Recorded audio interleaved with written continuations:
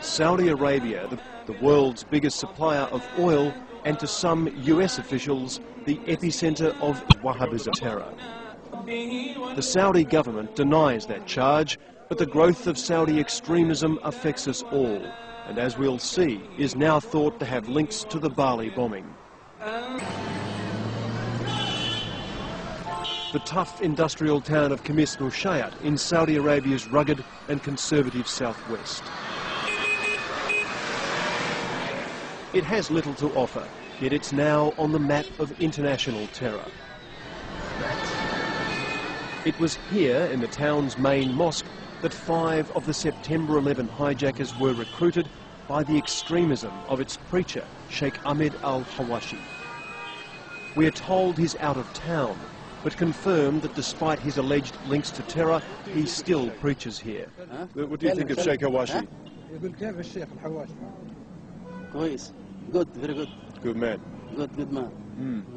The Sheikh's links to September 11 are simply denied.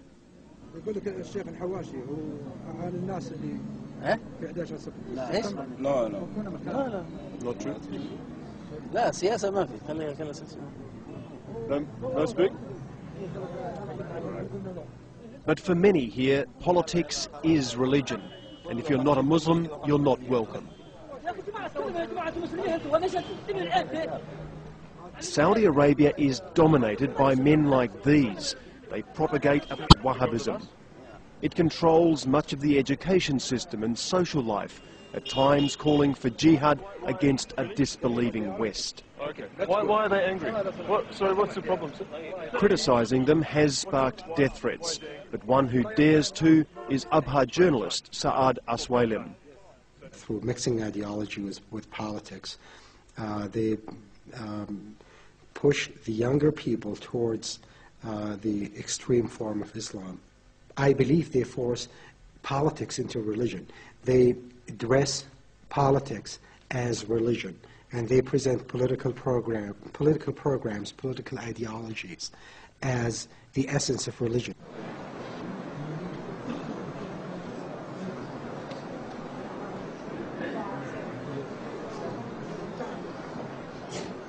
Saudi Arabia is an absolute monarchy. There are no elections here.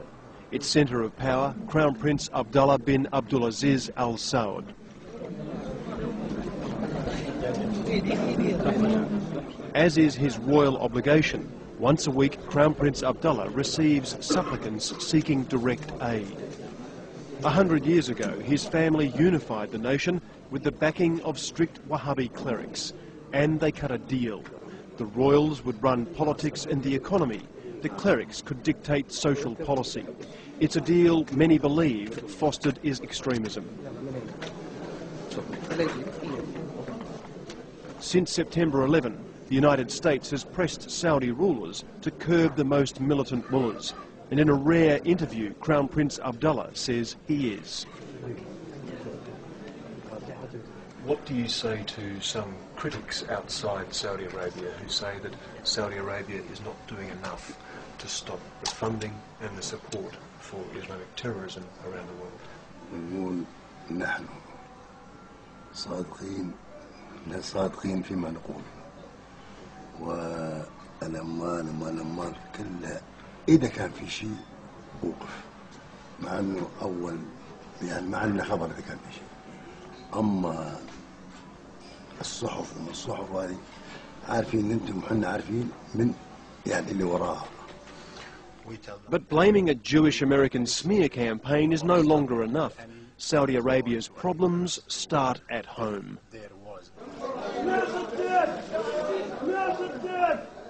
A deeply religious society, Saudi Arabia is struggling with change. Until now, largely closed to the outside world, the more contact they have with a decadent West, the more vocal the clerics become. Women used to be a very significant part of local markets like this one. Returning to Riyadh from his home in Boston, Saudi writer Sulaiman Al-Hatlan laments what he sees as a growing conservatism, curbing public debate. It's not only a political censorship that we fear. more important and more dangerous, actually, more alarmingly, is the social and self-censorship, which resulted of or from focusing on religion all the time. Don't do this because you may upset God.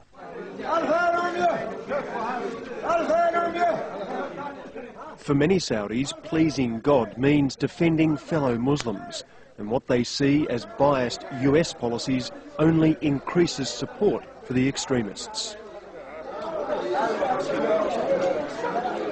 The more the Palestinians are oppressed, and the more the Americans are supporting Israel, the more popular bin Laden and his like becomes. I think the core issue is Palestine. So definitely the trend of fanatism or extremism cannot stop at any point before we really look seriously at the Palestinian issue. 2 decades ago, the Saudi royals gave even more power to the clerics to shore up their own political position after Iran's Islamic Revolution. Religion's creeping control and a lack of open debate have fueled a fundamentalist youth. Bin Laden has become an alternative, whether it is a political alternative, religious alternative, intellectual alternative, for hopeless, humiliated young Arabs in Saudi Arabia and beyond. And it's not just the youth. At Riyadh's ancient camel market, grassroots opinion is swinging further against the West. No fans of Saddam, Saudis feel the looming war in Iraq is just another unwanted American intervention in Muslim affairs.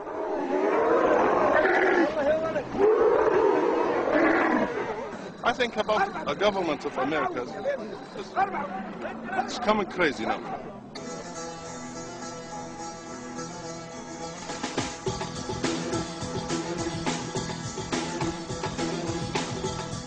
As tension between Arabs and America grows, one man stands out as seeing it from both sides. And so why the TVs? I have to watch so many channels simultaneously, whether it's in business or economics or politics or finance. Prince Al-Walid bin Talal is the world's richest non-American. So rich, in fact, the TV room in his $100 million Riyadh palace is full of wildlife.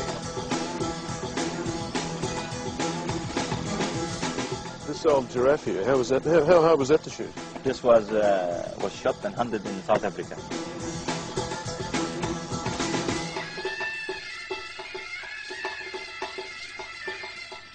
Prince Al-Walid is the biggest single foreign investor in New York, a major shareholder in Western entertainment, and a generous supporter of Palestinian charities.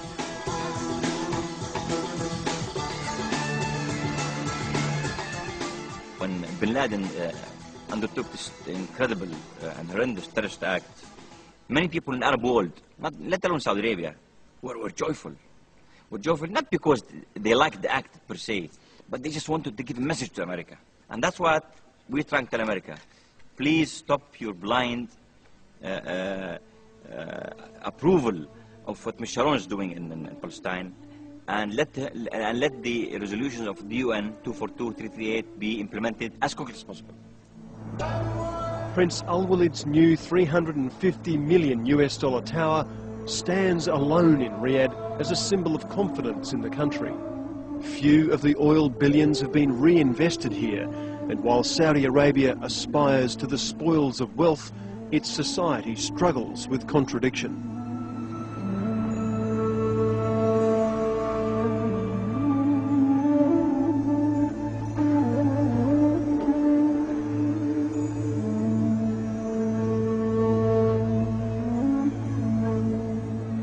Saudis admire much of what the West has to offer. In fact, many are rich enough to buy what they want of it. But 60% of the population is under 25. A third of them, or 2.5 million people, can't find jobs. And without alternatives, wealth does not preclude extremism.